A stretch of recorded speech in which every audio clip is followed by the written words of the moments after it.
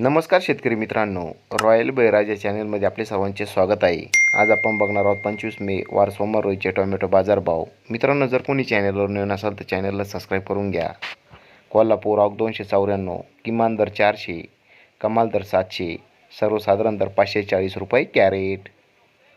पुणे आवक 1931, किमान दर 200, कमाल दर 500, सर्वसाधारण दर 350 रुपये कॅरेट.